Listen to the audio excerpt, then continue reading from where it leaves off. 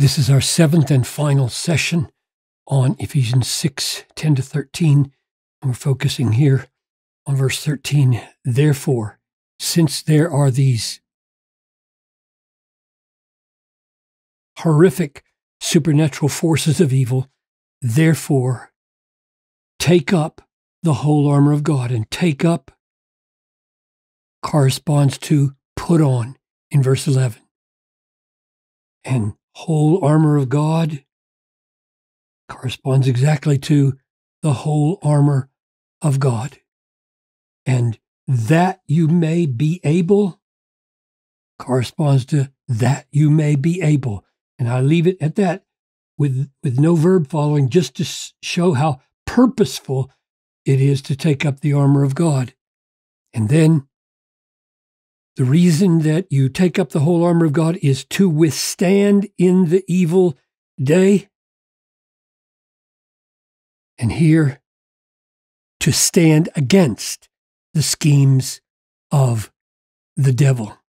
And withstanding here corresponds to standing against here. And I think that's different than what I said in the very first session on this. I treated 11b here, stand against the schemes of the devil, on the same logical level with to withstand, to stand here. I treated this as the same as this, but I see now that withstanding is the same as standing against. What tripped me up, and I left it for you to figure out, and I'm showing you my mistake now. I took this word stand, since it's exactly the same as this one, as referring to the same statement. But here, with that preposition, stand against corresponds to withstand.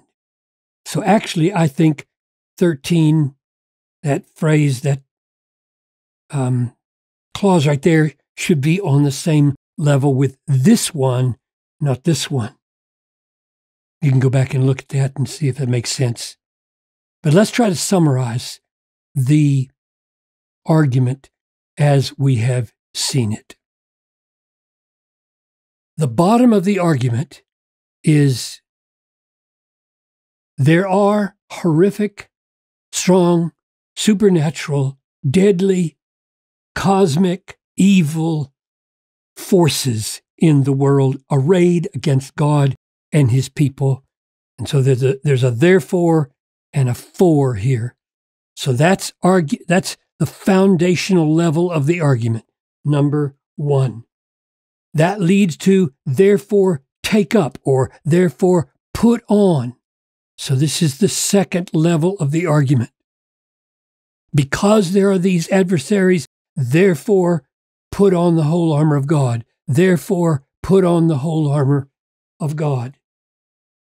And I would argue that the third level of the argument is so that you may be empowered in the strength of his might. And I'm arguing that putting on the whole armor of God is the way we enjoy experiencing the strength of Christ's might. And we'll see whether that's the case when we look at these particular pieces of armor.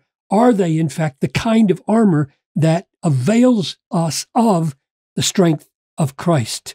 So level 1, there's an enemy. Level 2, put on the armor. Level 3, so that you can enjoy and fight in the strength of Christ. Level 4 in the argument is to withstand in the evil day, or to stand against the schemes of the devil. So the evil day is evil because the schemes of the devil are evil and hold sway without the help of God and his armor and the strength of his Son. And the fifth level is, so having done all, stand. The goal of this text is stand.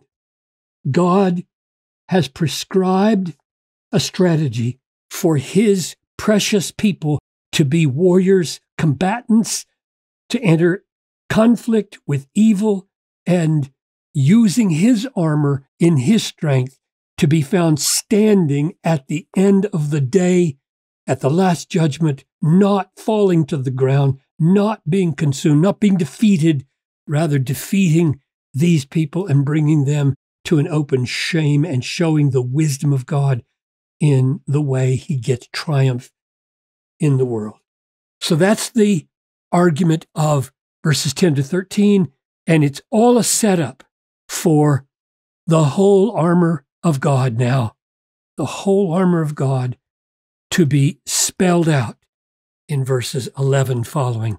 So that's where we're going next.